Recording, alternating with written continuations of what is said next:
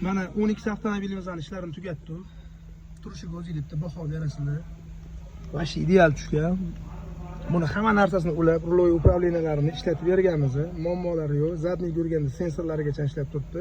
И pastdagi roliklari ham hammasi ishlaydi. Kanni 100% o'qimayapti bu, chunki oddiy ramka bilan olib kelindi. Iloji boricha ulab berildi. Oke, qilgan ishimizdan mamnunmisiz? Yoqdimi sizga? Mamnunman. Yoqdi. Oke, mana hozir mashina necha pulga qo'ydirtdingiz bizga? $150 ga. Bergan pulingizga rozimisiz? Roziman.